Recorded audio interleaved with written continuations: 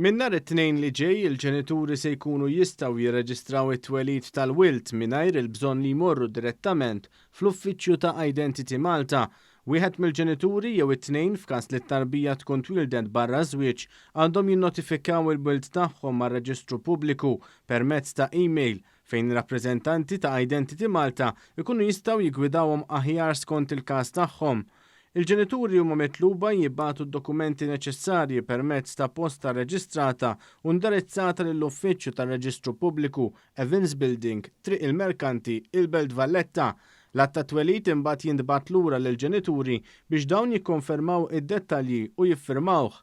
Dan imbagħad jintbagħat lura u l-ġenituri jkunu informati li r-reġistrazzjoni hija kompluta u ċertifikat ta' twelid ikun jista' jiġi ordnat mis-sit www.certificati.gov.mt.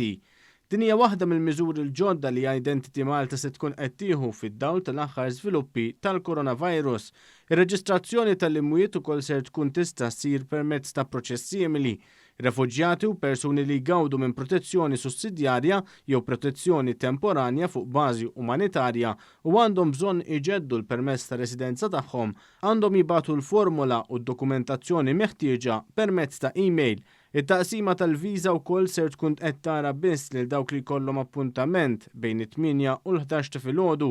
Dan fil-waqt li studenti barranin li qed jistudjaw l-Ingliż f'pajjiżna wkoll jistgħu jirregolaw il-preżenza tagħhom f'pajjiżna online.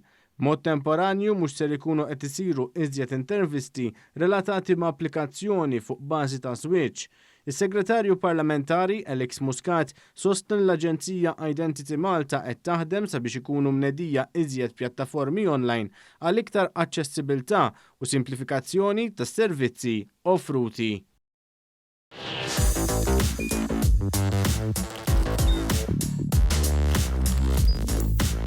Idħol fuq one.com.mt u hemmhekk tista' tara l-programmi kollha li jxandru fuq One permezz ta' One Play.